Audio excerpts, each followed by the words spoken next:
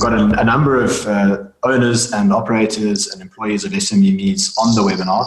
And there have been a number of messages coming through just saying, thank you very much for your support. A number of them have applied for loans already and have been paid and are able to keep going. If they haven't been paid, I'll blame the banks.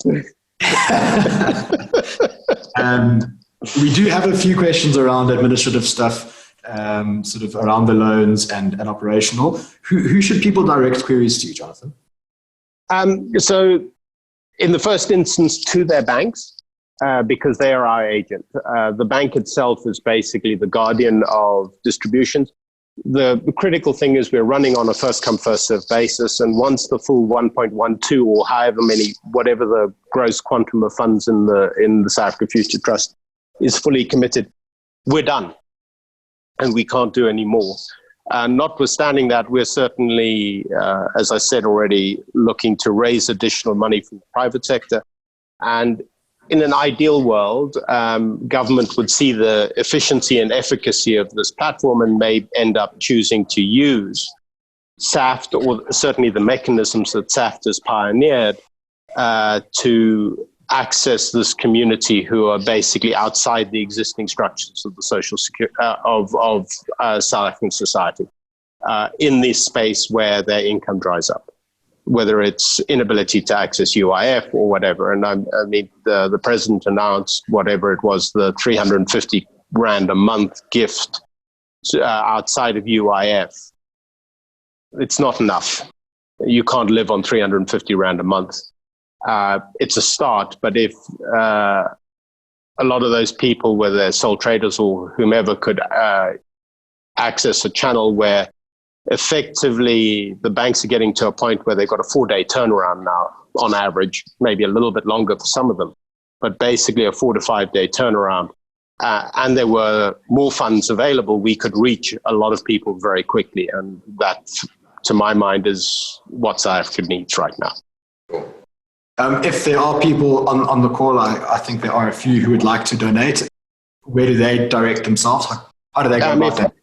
If they jump on the South Africa Future Trust website, which is saft.africa, there is a link to what we're trying to do from a donations perspective, and it has all our details, including a mechanism to issue 18A statements so that it becomes tax deductible and everything else. Fantastic. We'll be distributing the link to the website and some further details in the follow-up mail, which will have the recordings and the presentations, etc. Brilliant. I think just going back to the trust, the applications for loans, is there any analysis done regarding the humanitarian and economic impact of assuring that the survival of certain businesses over others? Not so much that yet, because it's so difficult. But what I can say is the average turnover. So what criteria have we set as, because if we didn't set any criteria, you could end up with a single entity. You know, if you set a turnover criteria of, say, 200 million Rand, and you picked up a service industry, you could easily end up with somebody with 5,000 employees. That doesn't really help us. So we set after consulting with the banks, we set a turnover threshold of basically 25 million Rand. And that's pretty much it in terms of qualifying criteria. So turnover criteria, 25 million Rand. You know, if we found that money was going out the door very slowly, we might have extended that to a higher turnover figure. But frankly, there are more applications, so we know what to do with, as I've already described. And the bottom end is the most vulnerable end of the market from a perspective of not being signed up to UIF and everything else. So turnover threshold is 25 million Rand. We've asked the banks to apply their expertise and their knowledge of clients to try and choose clients who've been in good standing for at least 24 months or have been in business for at least 24 months. And in the bank's opinion, are likely to be or were in sound financial health pre the COVID crisis, And the banks themselves are naturally trying to support the clients that they think have the best ability to survive this crisis. So again, we're using the bank's knowledge of their clients because they're so much closer, so we don't have to reinvent the wheel from a process perspective, to act as the control of error in choosing the businesses that receive the money.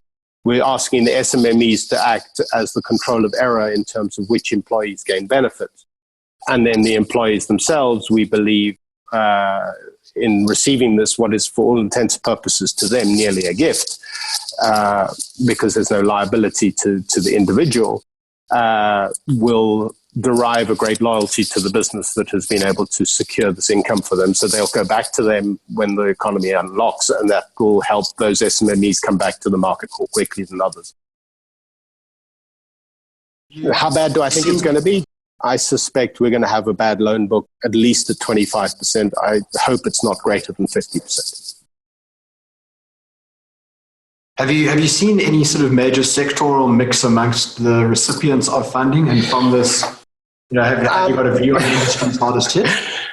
If you had asked us at the beginning of the process, I think we would have said a lot of restaurants, a lot of hotels, a lot of small traders. We have been amazed at the breadth of applications. I mean, there have been service businesses like nail salons and small hotel groups. And I just saw on the Q&A somebody saying, I have a small hotel group with 75 employees. Got SAF funding, thank you. We've had manufacturing businesses. We've had service businesses. We've had the one space where there have been a lot of people querying, and we most probably missed a trick, and I'm not quite sure how you do it, is the not-for-profit sector. Because they are such critical supporters of channels to market, whether it's food and the likes in this crisis. And some really well-established NGOs have basically lost their patrons because they can't afford to pay. And it's in that space that I think people like Solidarity and others really can step up. And for example, we gave a bunch of money to CAF here in South Africa to support channels to market in terms of or existing small NGOs and community-based organizations which were distributing food into the markets to support them.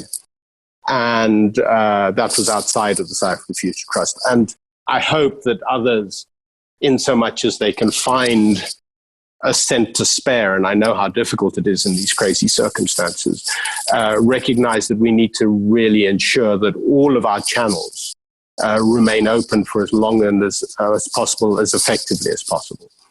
And the state channels can pretty much be funded by the state because they have the ability to produce money to do that. And I think the private channels really need South Africa Inc. as a passionate, patriotic nation to stand up and support them. I'm aware that we're running close to the end of our time, Jonathan. So I think just a final question would be one that a few people have asked us about. What is your view on where to from here? How do you foresee lockdown sort of being lifted, staged? How do you see that impacting SMMEs? What are your views on the future and how this will impact small businesses? If I had a crystal ball and I could gaze into it and tell you who was going to be a winner and loser in this process, I think I would be much better at what I'm meant to be doing than I am. The reality of it is I think it's going to be brutal. I think this is going to be a new normal. I think the reset here that we're confronting is at least as large as the oil crisis of 74. And I suspect it may be larger than the Great Depression. And unlike the global financial crisis in 2008, which effectively only impacted the financial markets, and it was very easy to spin the financial markets back up with a big QE program, this is the real economy. And the real economy just can't suddenly go at 100 miles an hour again. It has real mass, it has real structure, it has real people. And the idea of South Africa losing 1 to 2 million or maybe even more jobs and then trying to reabsorb those people back into the market is something that will be, it doesn't matter how much goodwill there is, and I think there's a huge amount of goodwill, it will be slow, will be difficult, and consumer patterns will change. Understanding how they change is important. And if there's a single piece of sort of advice that I keep on reminding myself of, is the businesses that are likely to survive here are businesses that have very, very strong core cash flows. So if you've got a business which has operationally got a decent margin and has a strong cash flow, and the core business itself doesn't have to seek financial support from shareholders, from the financial markets, that business is likely to survive in these difficult times. Ones that are dependent on continued sort of growth financing and the core business itself doesn't have a decent margin, I think are very much more at risk. But basically, I'm telling you something that a 5-year-old could tell you. Strong cash flow, you will survive. Weak cash flow, much more difficult. And that kind of analysis is not difficult to make superficially over a webinar. When you look at core businesses, you have to really get into the nuts and bolts of it. And so don't stay far away, get close, spend time. The one thing we all have right now is a lot of time. Invest that time rather than invest the money, and choose businesses which have a robust cash flow. And I think they are the most likely winners out of this process. Jonathan, thank you very much for your time. Can I just say one thing? I was just looking at the questions and I saw somebody saying their understanding was that this money was only being advanced to businesses that had borrowings from banks. I don't think that's true. And maybe, sorry, I emphasized too much. The banks were using South Africa Future Trust to protect themselves. The banks are extending South Africa Future Trust money to those businesses that they feel are their strongest clients. And a client who isn't borrowing right now but has been in good standing with them for a long time absolutely would be somebody the banks wanted to lend to. So forgive me for misrepresenting their position in that.